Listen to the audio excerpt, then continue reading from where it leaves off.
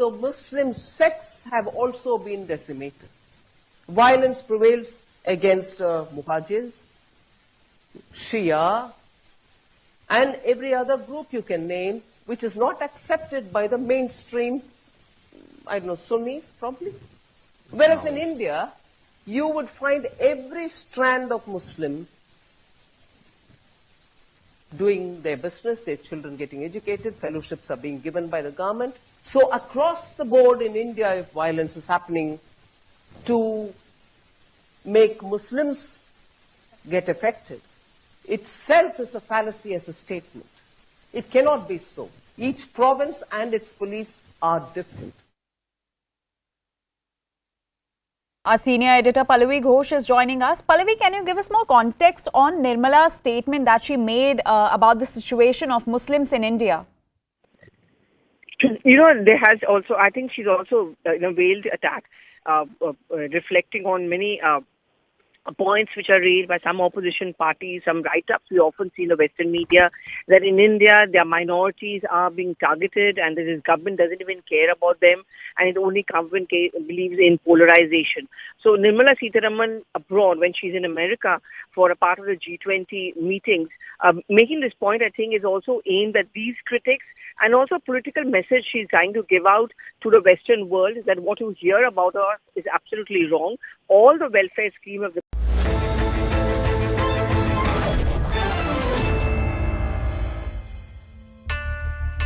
Do you remember the events that defined us in the last 50 weeks? Wow, 50 weeks. We saw power shifts. There were triumphs. We weathered storms. The very earth shook right under our feet. We saw new worlds. And the birth of a new intelligence. But we never let our eye waver. We brought you the news that mattered. Your trust has made us India's #1 news channel for 50 straight weeks. And we're only getting started. CNN News 18. Sensible, credible, always.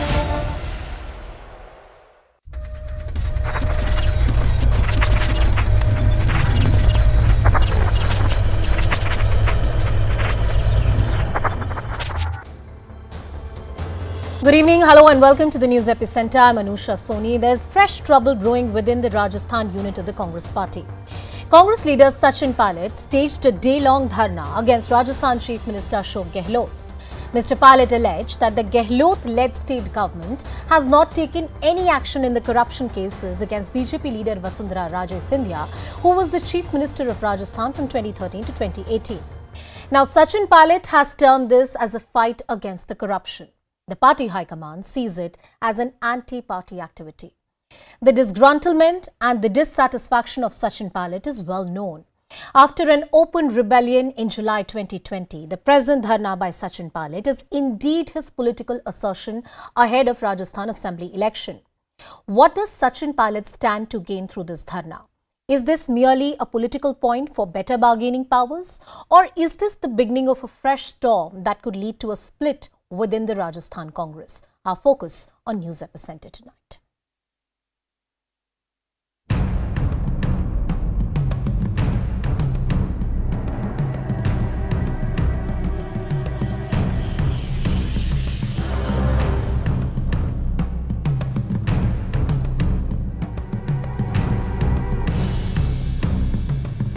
तो सरकार में तमाम जो भ्रष्टाचार हुआ, corruption हुआ, उसके विरोध में आज एक दिन का मैंने अनशन रखा था और इस मुद्दे को मैं बहुत लंबे समय से उठा रहा था।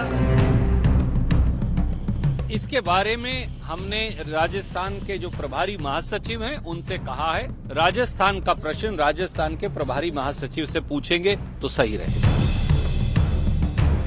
आदमी की बैठता है अनशन पे, तो ये तो अपना अधिकार, वो पूर्व सेंटर मिनिस्टर रहे, प्रदेश अध्यक्ष रहे, हमारे डिप्टी सीएम रहे, तो चीज उठा रहे हैं तो कोई चीज तथ्य होगा तो ही उठा रहे हैं। अशोक गहलोत जब सीएम रहे कभी भ्रष्टाचार के आरोप नहीं लगे। राजस्थान में कांग्रेस के नेताओं ने आपस में लड़कर प्रदेश का बहुत नुकसान किया। जनता का बहुत नुकसान किया। केंद्र की योजनाएं भी जनता तक नहीं पहुंची क्योंकि सरकार पूरे 5 साल से आपस में लड़ रही है।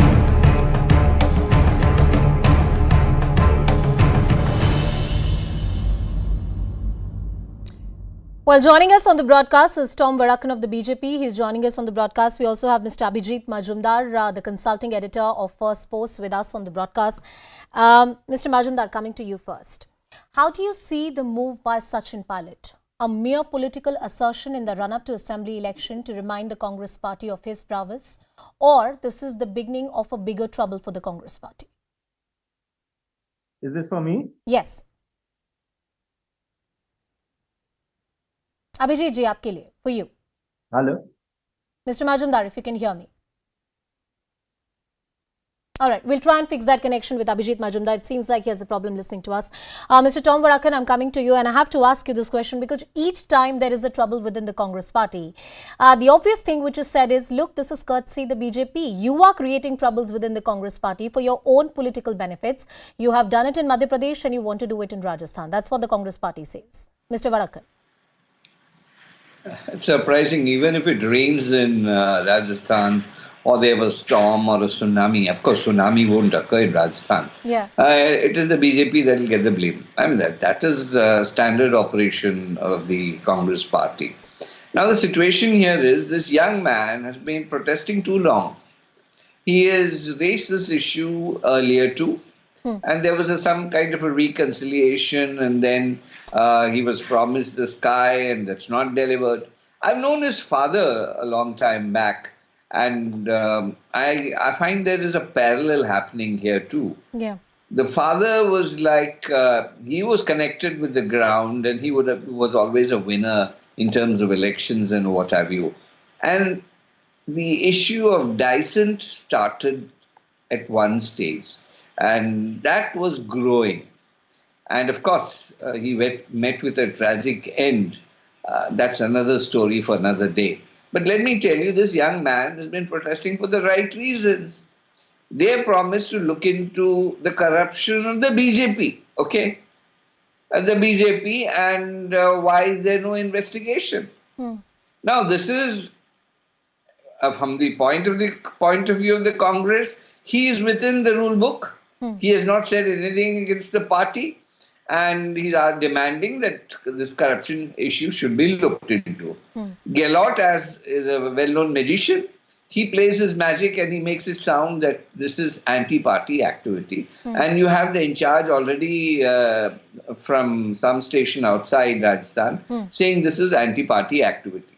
So there rests the matter. Now, what will happen, what will not happen will depend on the wisdom of the Congress High Command. Sachin Pilot is still within the Congress party, and you sound very sympathetic to his cause.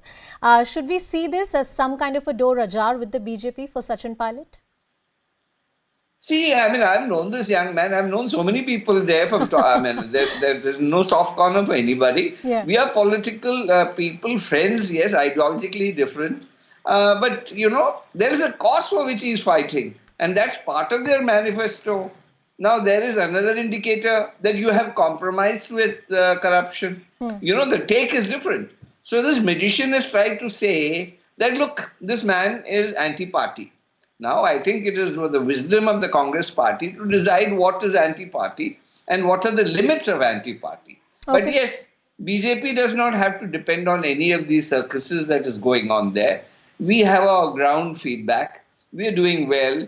People are coming to us. Law and order situation is tragic.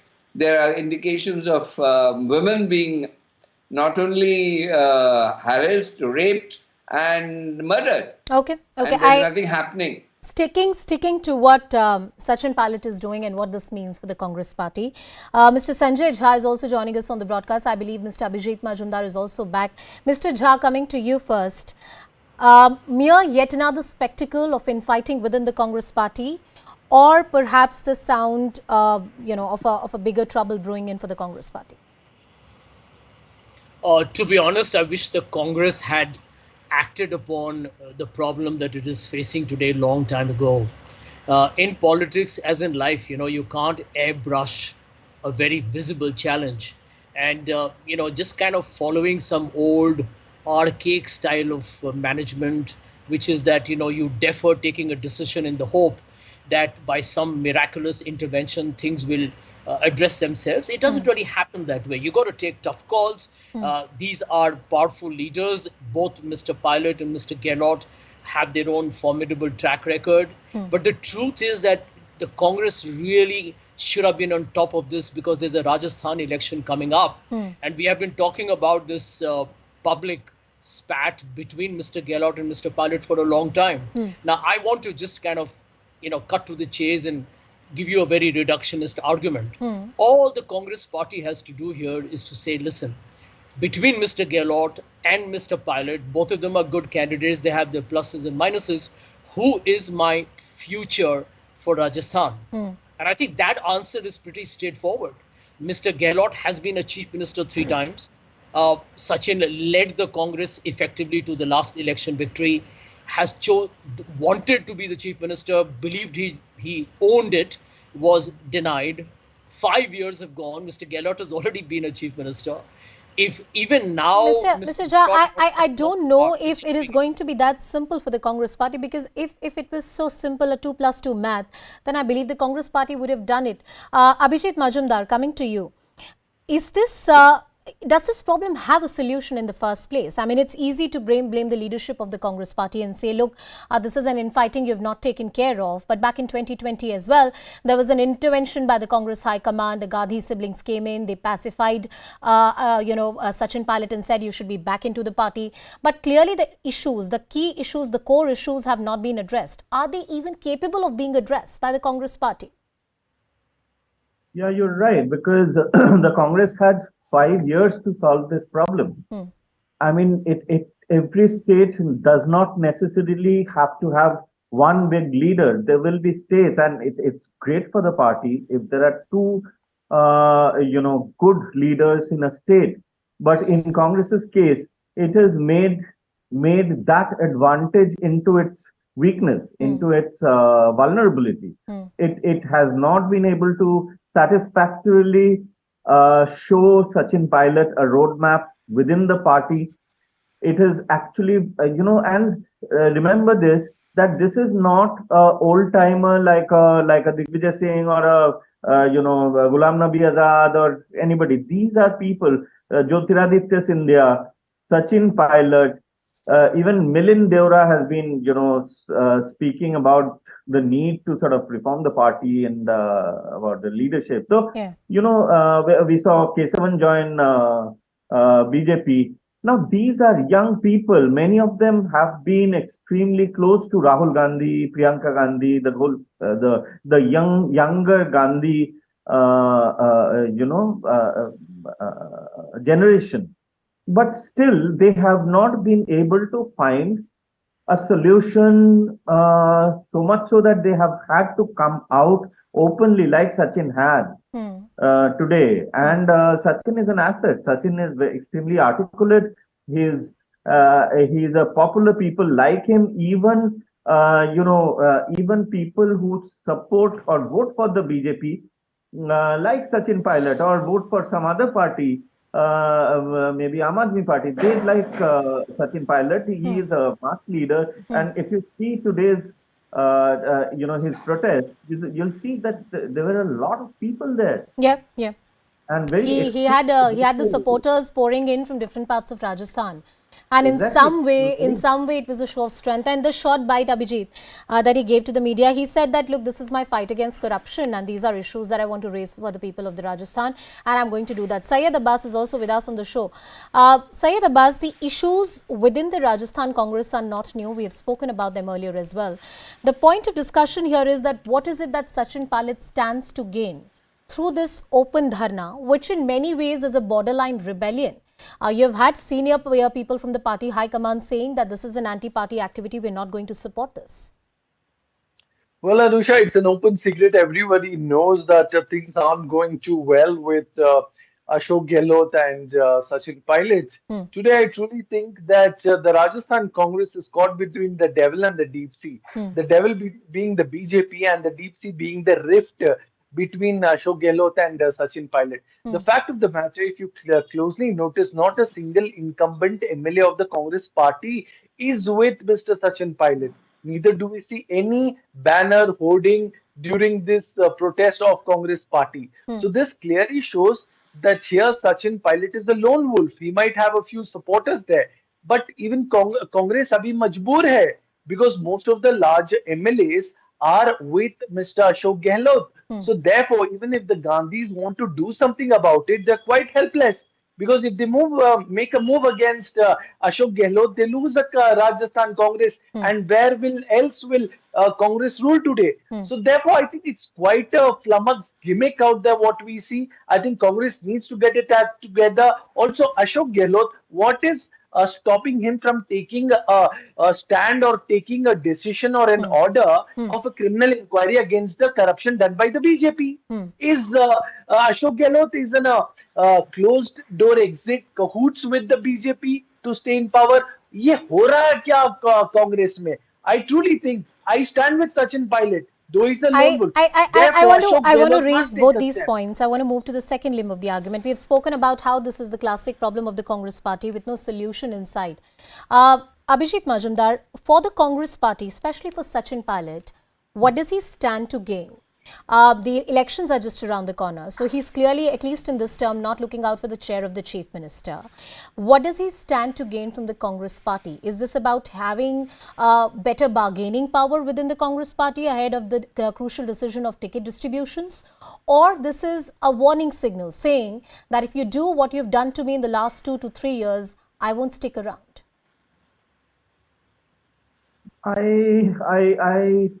It seems like a a slightly emotional decision, that he's at the end of his patience. Also, what kind of confused, I'm a little flummoxed, because if Sachin were to make his way to the BJP, why is he raising Vasundhara Raje's corruption and protesting about it? So he is effectively, in a way, making it difficult for the BJP to take him as well. So is he then looking at either he is, looking at a, different kind of role within Congress, a larger bargaining chip, or he might be thinking of, having a new party, starting a new party in Rajasthan, which will actually be very interesting, and it will change the game quite a bit. It may, at least in parts of Rajasthan, it will make it even more difficult for the Congress, which is which will face a very difficult election. Mr. Tom Varakan, it's not the first time that there is political chatter about Ashok Gehlot and his alleged proximity to Vasundhara Raje. It's been argued that all these cases against the earlier chief minister of the state from the BJP were not pursued because in some way the present chief minister is in cahoots with the BJP. How do you find that allegation? Well, Anushi, your audio is in a bad shape. I couldn't hear the consulting editor speak, and your voice again is breaking. But I do hope you can hear me. Well, we can hear you fine. I'll just get that audio fixed up. Please go ahead, make your point. The issue is whether an investigation is done or whether there is a whole elaborate connect. These are the accusations coming in from Sachin Pilot's team. And he himself.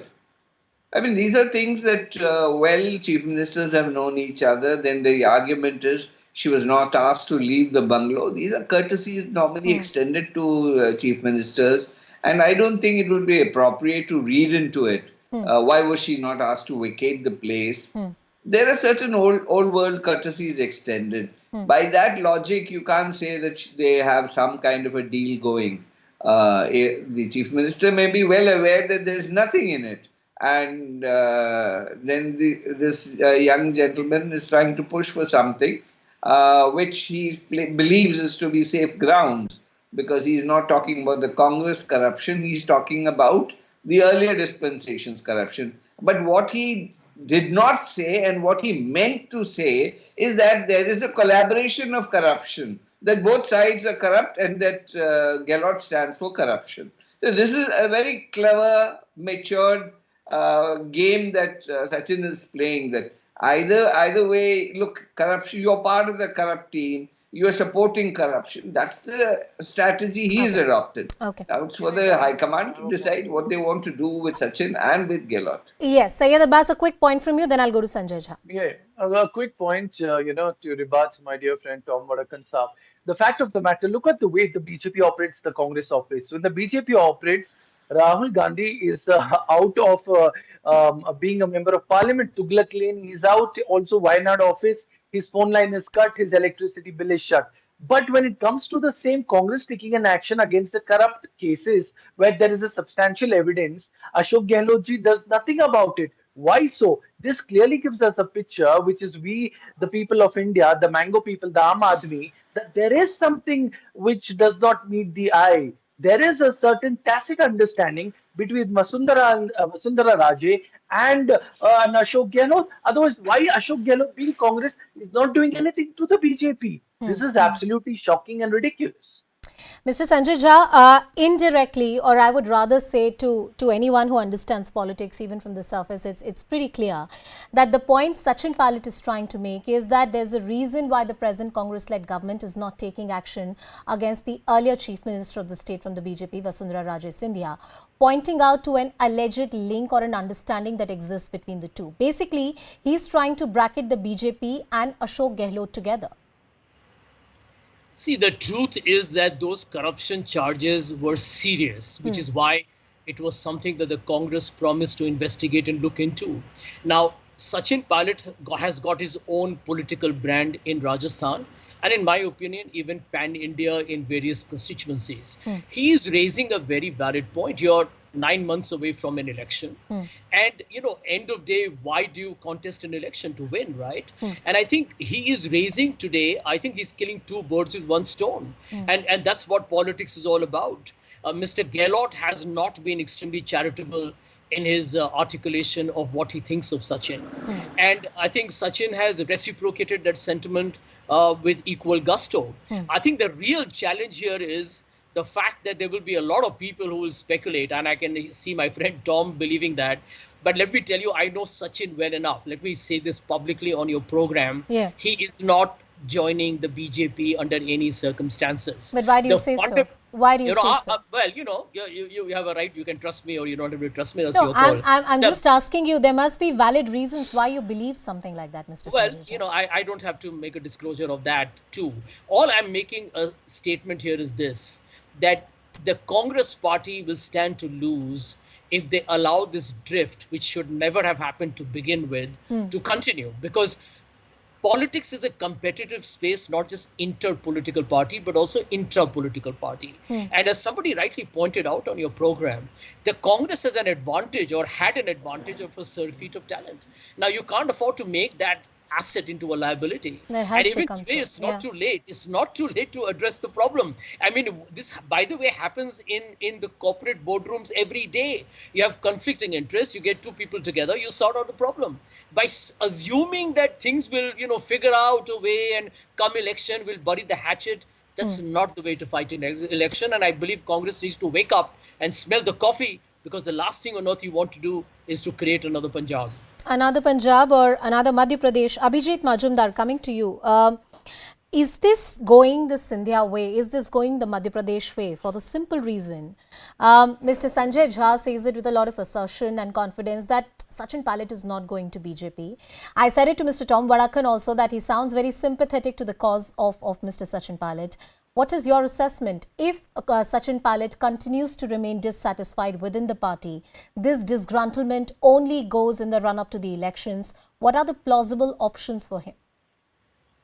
Well, as I already said, Sachin Pilot is going to be very valuable for the BJP if he joins BJP. He's articulate, he's young, he's a mass leader, and as well as he comes from the backward caste. I mean, politically, everything is in his favor, but I'm just a little confused about his attacking Vasundhara Raje, and then that to my mind makes it difficult for him to join the BJP. So the comparison with Jyotiraditya Scindia and Madhya Pradesh, if he is not joining the BJP, that doesn't, the analogy doesn't stand. But if you know, there is a very distinct possibility of him maybe trying to float a new party. Float a new party. Is that an option for Sachin Pilot? This was also something, Syed Abbas, that was discussed back in 2020 as well, when that open rebellion was staged by Sachin Pilot. Also, as a matter of fact, Anusha ji, I completely stand with my friend Sanjay. Absolutely, there is no go that, what I've seen, heard, read about Sachin Pilot, he will never join the BJP. I'm sure my friend Sachin can write on blood and give you that. I can give you on stone, though. But nonetheless, coming straight to the point, the fact of the matter, the Congress needs to be careful here. Because when it comes to the Rajasthan, they never vote the same party twice. It's either the BJP, Congress, at least in the last 15, 18 years, what we have seen. So therefore, there will be anti-incumbency and there is a higher chance of BJP coming into the fray.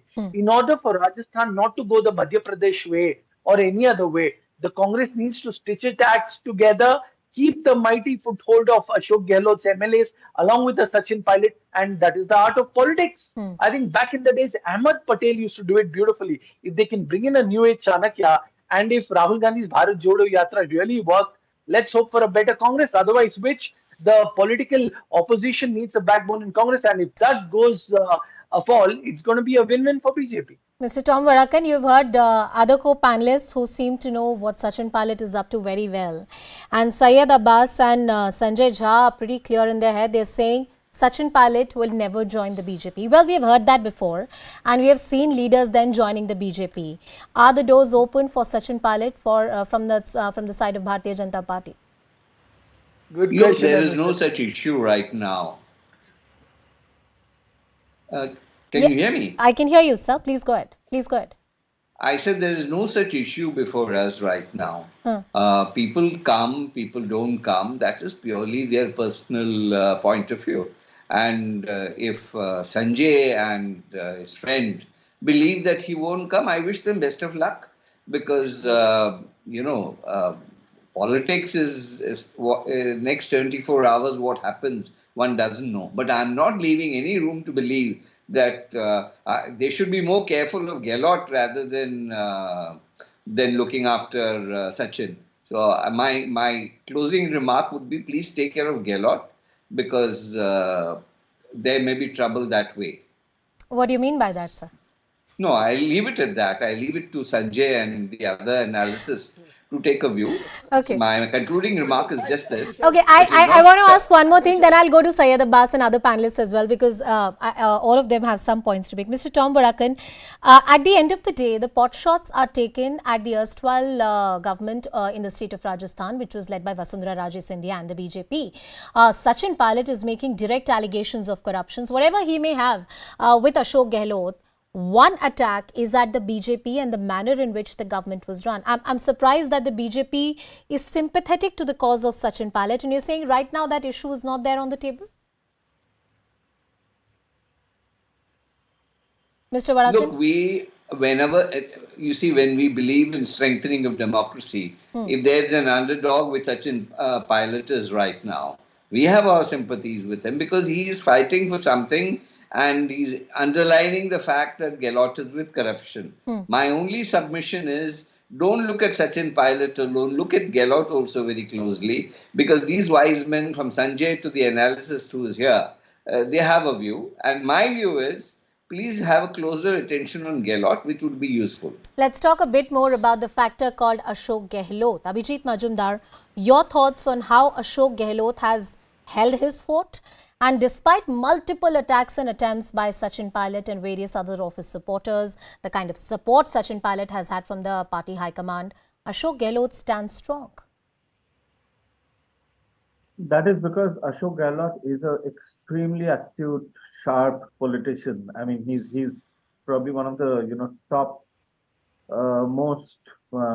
5 most astute and shrewd politicians right now in Indian politics, even at his advanced age. And he can, and the Congress knows that he can, he commands a fair bit of influence. I mean, he is the person who commands the most influence in, despite Sachin's, popularity and his charisma. Ashok Gehlot is the guy who pulls the strings in Rajasthan. So that makes him extremely valuable, and that makes it very difficult for the party to basically, just brush him aside and bring in a new leadership, new order. And that is how, and he has the control of the MLAs in the state, the maximum number of MLAs. Mr. Sanjay Jha, it is indeed true that Sachin Pilot has his own brand and his own following and charisma in politics, especially in the state of Rajasthan. But as the other panelists have been pointing out, Ashok Gehlot is an astute politician. He knows his stuff, he knows his territory, and he has held strong to it. Is Sachin Pilot overestimating his political fortunes and what he brings to the table? You know, if you give anybody power, they will look astute because they have power, right? You can distribute power and you can control the resources, you can control your MLAs. I keep hearing it all the time when we discuss Rajasthan, that all the MLAs support Mr. Gehlot. Yeah. Well, if the Congress leadership had managed to, say, for example, get Mr. Gehlot as a Congress president and get Sachin in, trust me, if they had given a hint that Pilot would be the next chief minister, they would have all gone with him. I mean, that's the way politics operates. But let me answer your question. If Mr. Gehlot was truly astute, and I can tell you, and I'm saying so once again, I don't want to have to mince words at all. Firstly, he's burnt his bridges with the Congress leadership after his extremely, what I call as, dubious conduct in the way he hijacked the MLAs and wanted to be both the Congress president and the chief minister. Yeah. I think that boomeranged against him. And frankly speaking, he got cornered. The second point, Rajasthan, as somebody rightly pointed out, is a swing state. Even if the Congress were to do well, it is a high anti-incumbency state at the moment, whoever was in power. If Mr. Gehlot was smart, he's been chief minister 3 times, he would actually hand over the power to Sachin Pilot, look like the grand old, man who took a moral position and let a young leader take over and let Sachin face the music. But the point is that even to do that, you need to get out of this position of lust for power. And I think this is a big commentary more, I think, on him than even the Congress party. What the Congress party needs to, however, realize that end of day, if you are not going to do well in Rajasthan in the assembly, you run the risk of losing a lot of seats even in the Lok Sabha. And you can't look at the election only from the point of view of the assembly because the Lok Sabha follows just 4 months later. All right, Syed Abbas, I'll come to you, taking a word from you. Is Sachin Pilot overestimating his political might, or is it only by the virtue of having power in his hands that Ashok Gehlot looks like the astute leader, as Mr. Jha is arguing? The fact is, Anushka-ji, in the world of politics, Gordon Gekko once beautifully said it, greed is good, but greed is very, very good. We need to understand the man Ashok Gehlot he is. He's been the 3-time chief minister. When he had the right time, he could have handed over the chief ministership to a young gun like Sachin Pilot, but he does not do that. There is a difference, stark difference between an Ashok Gehlot and between Sachin Pilot. And the difference is that a Sachin Pilot is an absolute statesman and an Ashok Gehlot is a conniving politician. For a statesman, even a BJP party, a washing machine party cannot do anything about it. CBI, EDIT can do no harm because this man is clean. You cannot buy him with money because he is affluent. He's a young leader. But he does not have what it takes to be the chief minister. That is the number of MLAs. At the end of it, the MLAs together along with the High Command decides who gets to be the chief minister. And Sanjay is right. This was hijacked by Ashok Gehlot. He knows there is no second coming. He knows he will not get another term because looking at the anti-incumbency and the voting pattern of Rajasthan, they will vote for a BJP. But still, let's see. Let's hope that people don't join from Congress to BJP or even the otherwise. The last point on which I'd like all the panelists to put in their thoughts together is what lies ahead in the next few months in the run-up to the assembly elections. We have discussed the possible options for Sachin Pilot, but how is it that the Congress party can contain this crisis? Abhijit ji, central leadership is an often used term, and we talk about the quote-unquote weak leadership within the Congress party, which is unable to contain such crisis or address these issues at the grassroots level, at the core. Is there a solution in sight for the Congress party, or the best option for them is to just lie low, ensure that people remain within the party and hope that one day it will resolve on its own? No, they can't keep hoping, and the things will solve themselves. Problems won't solve themselves if the Congress leadership doesn't do anything about it and just keep hoping. And it's coming up again and again with Himanto, with Ghulam Nabi Azad, with Jyotiraditya Scindia. The leadership is not leading properly. The leadership is not listening to people who are of great value to the party. The leadership has, failed. I mean, it's a knee-jerk, turn on kind of, leadership. So it has to be a lot more hands-on. Call, if there's a problem, then call two people. Just convey them your decision. Take a decision. Don't procrastinate. Effective crisis management is what you're suggesting. Effective crisis management and open communication lines with the leadership is what you're suggesting. Mr. Varakan, do you have suggestion for the grand old party? You have seen these problems up close. Well, I think they can get into winding up charges in Rajasthan, I mean, it is a real clear indicator. We don't need a Sachin Pilot or anybody else. We are confident of making it on our own. The situation there, the ground reality, I don't want to repeat what all is happening. It's there in public domain. So the conditions being what it is, the BJP is coming back with a thumping majority. That's my closing words on this issue. All right, you don't need anybody from outside to switch or to make the fortune of the BJP. The BJP is confident on its own. Mr. Jha, do you have a word of advice for the Congress party? Do you hope that the leadership will be able to solve this crisis? Because the kind of bandage that they had put back in 2020, it clearly hasn't been able to address the wound. Well, it's never too late to fix a problem. And I think what the Congress party needs to do first is to make sure that they win Karnataka comprehensively. You need a tailwind. You win Karnataka, the momentum comes in your favor, and you're able to actually then focus on these states, which are crisis states. I agree. Rajasthan is a crisis state. Chhattisgarh looks a lot more favorable. Madhya Pradesh, I would say, well, it's still iffy, but it's up in the air. But Rajasthan has definitely got a challenge. So I think win Karnataka. I think, in politics, you got to live in the moment. You can't be living in the future. Win Karnataka and then get on with the job of fixing these problems. But at the end of the day, I think even today they have deferred it for far too long. And I would like troubleshooters to swing into action, have dialogue, get people face to face. That's how you resolve a problem.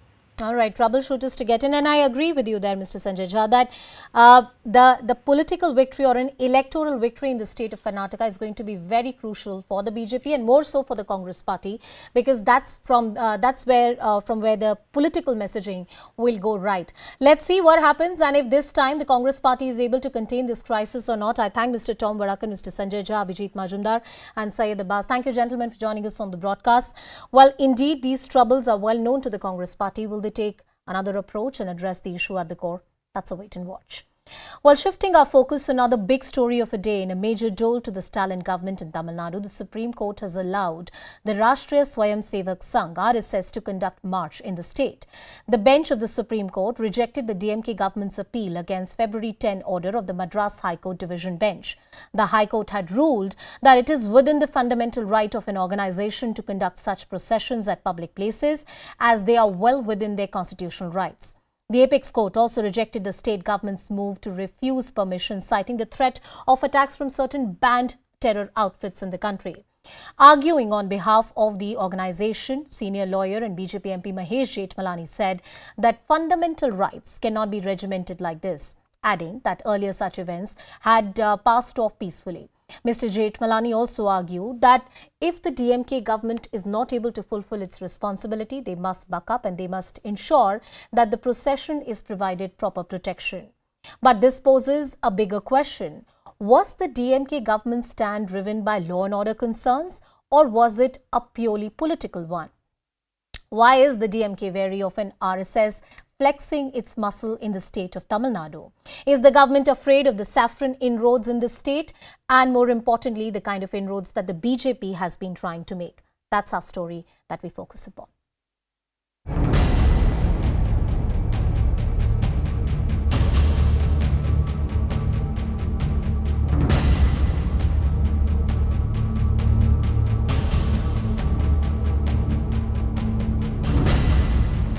No, that is the matter, but the Supreme Court had ordered, so the government will look into it and take necessary steps in that regard, because it is for the government to decide on this. So let us wait and what the government takes. We will wait. So the Tamil Nadu government was actually, completely unjustified in. It seems to be a political decision not to allow the ban. In this case, the reasons given were absurd. It's a slap on the DMK government, the face of the DMK government, and it is shame that this government should feel shameful, and also it should regret and apologize before the people of Tamil Nadu.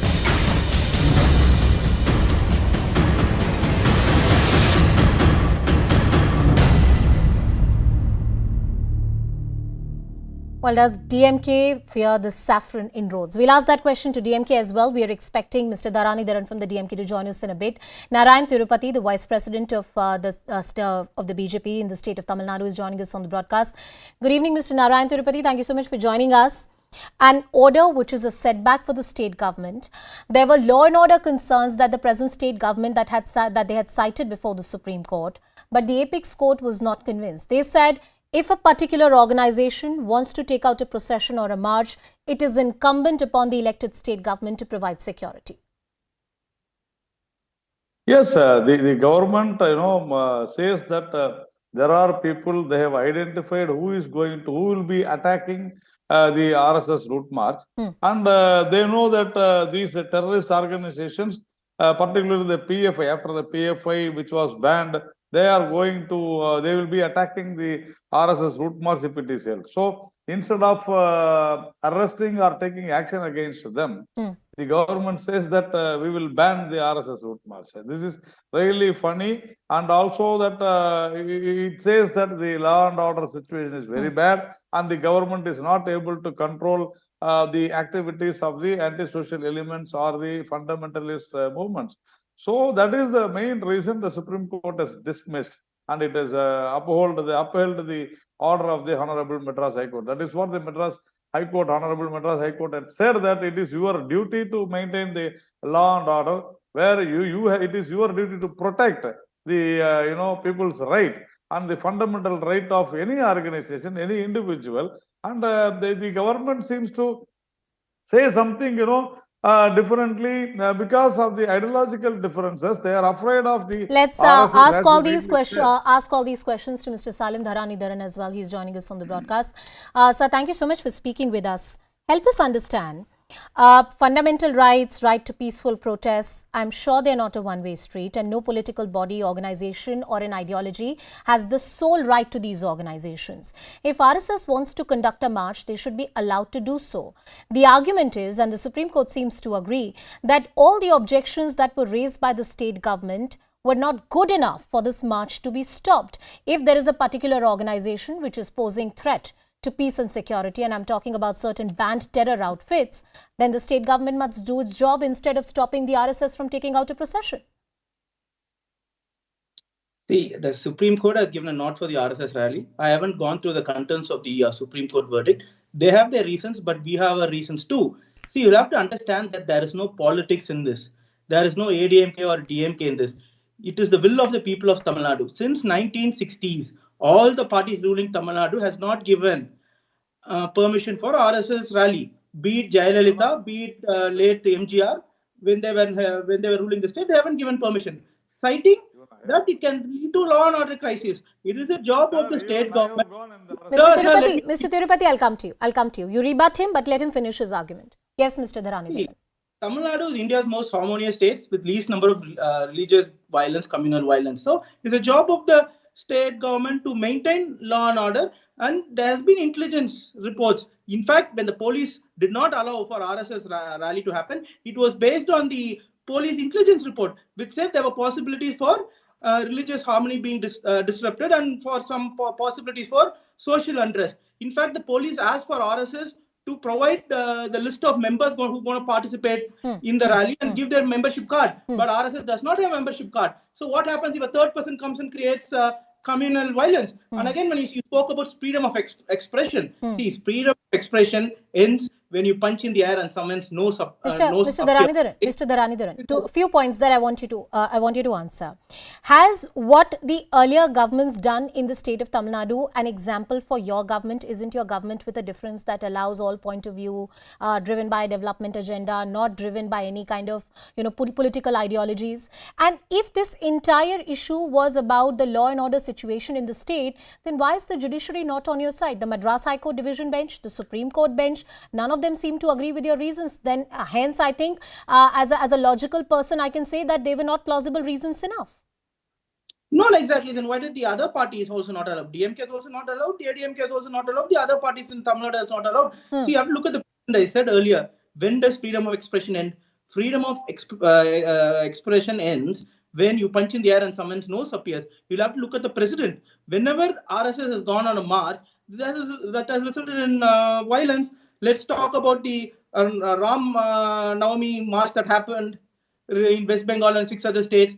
That resulted in violence. West Bengal government had a committee which was headed by a retired judge, and he said it was pre-planned violence. How did the pre-planned violence happen? Because they were going and protesting in front of madrasas, going and protesting in front of mosques and so on and so forth, in order to only disrupt the harmony. Go and look at the president. Even during Babri Masjid, Mr. Dharanidharan, one last point that I want to raise with you, and then I'll go to Mr. Narayan Tirupati. Law and order, religious harmony is not a one-way street. If a particular religious community or a particular group or an organization wants to hold a procession in a peaceful and a legal manner, and somebody else chooses to get offended by it, then it's the responsibility of the state government to ensure that offense remains under their own limits. They have a right to be offended, but that doesn't mean that you can take law and order into their own hands. I don't want to go to what has happened in the state of Bengal. That matter is being looked at by the High Court as well. But in the state of Tamil Nadu, the law and order concerns were exaggerated to stop a procession which does not align with your ideology. That's what BJP is arguing, sir. Which is not true, because on the same October 2nd, our rally, VCK also requested for a march, and even permission for them was denied. As simple as that. And again, see, it's not about DMK versus the RSS. It's about the police. The police intelligence has said that it can result in communal violence. As simple as that. And again, RSS, I think, has no supremacy over the Hindu theocracy. I think DMK has done much more to temples in Tamil Nadu than even the BJP government in Uttar Pradesh. The DMK, for example, was the first party in India to give pension for the priests way back in 1996. Okay, in fact, okay. Mr. Narayan Tirupati, none of the governments earlier in the state of Tamil Nadu have allowed a procession by the RSS, and what the DMK government did was nothing new. There are political precedents for it.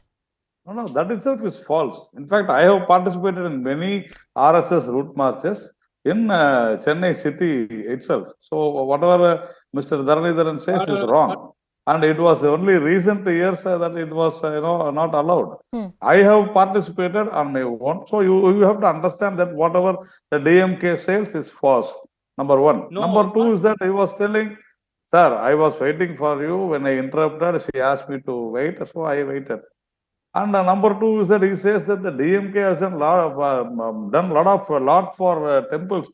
The DMK or any government is illegally occupying the temples.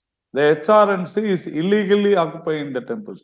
That is what we are saying. The HRNC, the Hindu Religious Board, is nothing but a supervisory body to manage the, to supervise the temples. It is not to manage the temples. But so the claim that the DMK government or DMK has done a lot for temples itself is illegal. So, and he was telling about the violence that has erupted. Yes. Can you show me one place or 1 year where RSS route march has created any violence? See, the DMK says that you see, if you go for a route march, there are people there to stone your route march. There are people to attack you. A responsible government should protect the citizens. No, Mr. Tirupati, the argument from the DMK is also that all these processions are not done as a part of your political expression or your ideology, but they are done with an intent and design to provoke violence. That is what RSS and the right-wing organizations are doing. Tell me, that's exactly what DMK is arguing, sir. You tell me one RSS route march in India that has created violence. That is what even the Honorable High Court also has asked. And that is what we are saying. The government, instead of trying to catch hold of the protesters or the persons whom they think, as per their intelligence inputs, they say that intelligence inputs say that because of the PFI ban, people are agitated and they may attack. See, you have to arrest the people who are getting agitated. As per law, it is banned. And if they are going to, if you know that who are there to attack, instead of catching the thief, you are coming to the citizen and you are disturbing and you are threatening the common man. How is it possible? Tomorrow, if the government says, hello, Mr. Dharnidharan, there is a thief in front of your house, so please don't, you lock it from inside, don't come out. Will you accept? Mr. Dharnidharan, let me ask this to you straight. Let me ask this to you straight, and you can respond to the points that Mr. Narayan Tirupati also made. Is the DMK scared of the inroads that the BJP and RSS are making in the state of Tamil Nadu? See, as I said, they're not making any inroads. If you all go by any elections, their vote percentage, even if they contest alone now, is not going to cross more than 1%. It has never crossed 1% standing alone. So we are no way threatened by BJP or RSS because they have no standing in Tamil Nadu. Point is not that. The point is Tamil Nadu is the most harmonious place in whole of India, and we want to maintain that. RSS march, as Narayan Tirupati says that violence has not happened. In fact, if you go and look at the report, I have 3-4 reports with me. I'll quote one report, which is by, if you have to read, one of the reports is from the Lawyers Initiative of India, where they have quoted state-wise, West Bengal, Rajasthan, Madhya Pradesh, Delhi, Gujarat. At least they've quoted 50 incidents of violences in the last 10 years. In fact, one of the marches, during one of the march in Uttar Pradesh, during RSS march, the RSS, someone there itself had killed a cow and put allegations on Mr. Dharnidharan, you are absolutely confident that if I dig the history and if I dig out certain media reports, there is never a violence that has happened in the DMK rally, which was carried out in the state? No. Are you saying that all political or quasi-political rallies are completely bereft of violence and there has to be 100% guarantee that nothing of that sort will happen?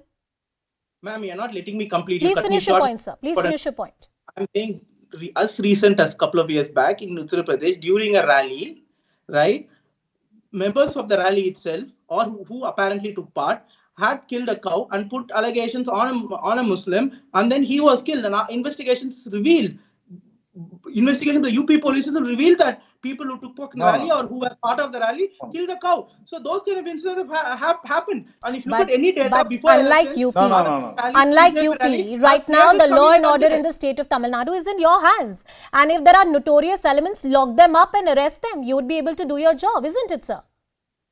It's also the job of the state government to prevent before it happens. It is not just to arrest after the violence. Then why the Supreme Court or the High Court has not listened to the state government?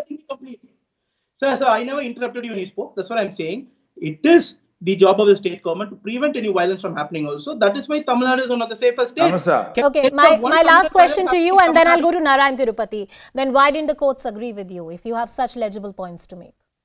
See, I think courts had their own reasons, which I do not want to go into, and I've also court verdict. See. But I think, Narayan Tirupati, will you take guarantee if something happens during the march? Will you take responsibility? You can say yes now.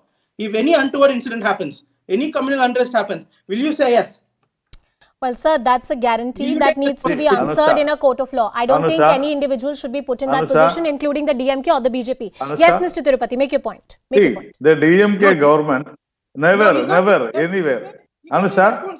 Mr. Tirupati, make your point. Mr. Tirupati. No, yes. let him finish.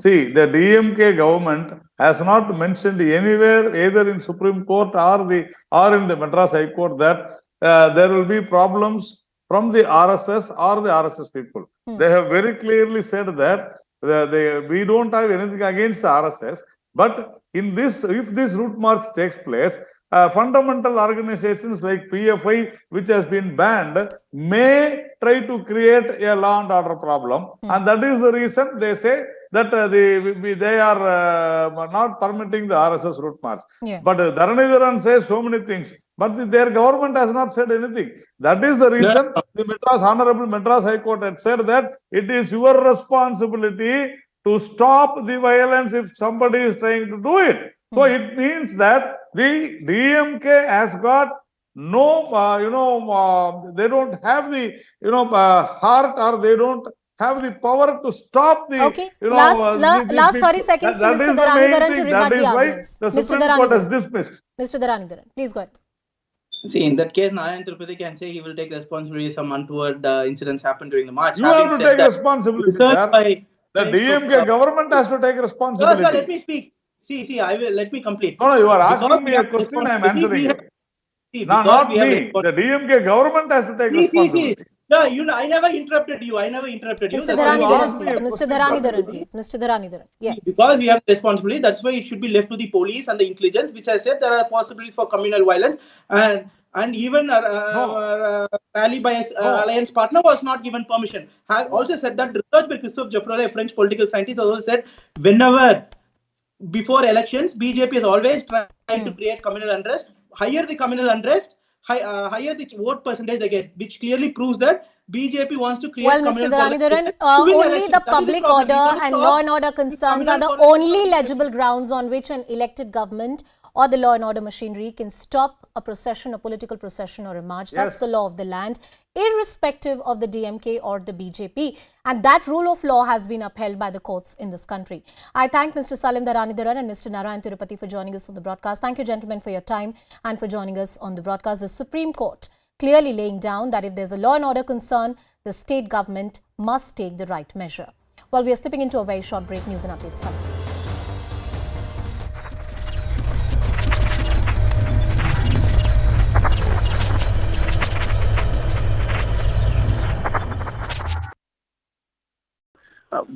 I think some journalist should have asked a question to her when someone was concerned about 200 million Muslims in India, that how is it that her party does not give Muslim representation in Lok Sabha, in the highest parliament, highest lawmaking body? And how is it that you are ignoring Muslims? You don't have a single Muslim representation. So Muslim empowerment in the current regime of which he is a minister is indeed lacking. You must include Muslims, give them opportunities to serve the nation. They are very much as much patriotic as you are or anybody else is. And therefore, Muslims don't have to simply criticize the government for sake of criticism. Shehzad, so Majid Memon has welcomed Nirmala Sitharaman's remark that Muslims in India are safer, but he has also said that she shouldn't have compared Muslims in India with that of Pakistan, and also he has said that BJP does not give enough Muslim representation in Lok Sabha. What would you like to say on this? You know, first of all, there is an ecosystem that tries to create a narrative of Islamophobia that prevails in this country, which doesn't really exist. If you see any of the flagship schemes of the Prime Minister, Awas Yojana, Kisan Yojana, Mudra Yojana, or any other Yojana, you will find that minorities have a share of 30 to 35%. Is that discrimination? When a toilet is built, and 11 crore toilets have been built, it has been built for Shilpa, Sultana and Sandra. Is that discrimination? The fact of the matter is that no less than 6 major Muslim countries have given the highest civilian honor to Prime Minister Narendra Modi. Are those Muslim countries doing it against the interests of Muslims? Because this question is raised on the front of by many of these so-called countries, and they say that look what is happening to Muslims in India. So therefore that question has to be contextualized. That look at the situation of Muslims in other countries, including Pakistan, including say Sudan, including Iraq, Iran, and look at the position of Muslims in India. And therefore that comparison has to be made. Now, addressing Mr. Majid Memon's question, these days Mr. Majid Memon is in TMC. Previously he was in NCP, which is an ally of the Congress. The Congress party has still, from starting of Lok Sabha to to right now has given only 5% or 6% representation to Muslims, and that to one particular community amongst the Muslims, not to the Paswandas. The population of Muslims is 14%. Why haven't they given it to a commensurate to their population? Union Finance Minister Nirmala Sitharaman, currently on an official visit to United States, has made a stern remark against Western perceptions against India. Speaking at the Peterson Institute for International Economics, discussing the resilience and growth of the Indian economy, said that the investors should the country on ground instead of relying on pre-built Western perceptions. She also added that the Muslim minority in India is continuously growing and the community is faring far better in India than Pakistan. She also added that several numbers of Muslim sects in the neighboring country are also dwindling.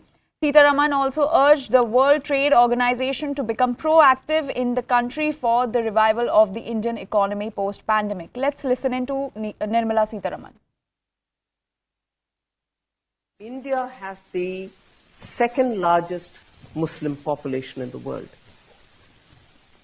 And that population is only growing in numbers. If there is a perception or if there's in reality,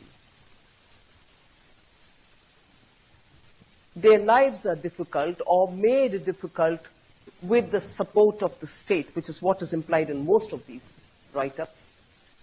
I would ask, will this happen in India, in the sense, will the Muslim population be growing than what it was in 1947? As opposed to, let us say, I take the name of the country and therefore the contrast can be sharper, as opposed to Pakistan, which was formed at the same time. India was divided into two, Pakistan. Pakistan declared itself an Islam.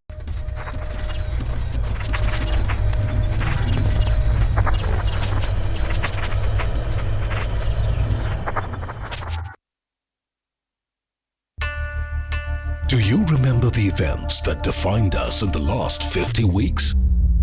Wow, 50 weeks. We saw power shifts. There were triumphs. We weathered storms. The very earth shook right under our feet. We saw new worlds. And the birth of a new intelligence. But we never let our eye waver. We brought you the news that mattered. Your trust has made us India's #1 news channel for 50 straight weeks. And we're only getting started. CNN News 18. Sensible. Credible. Always.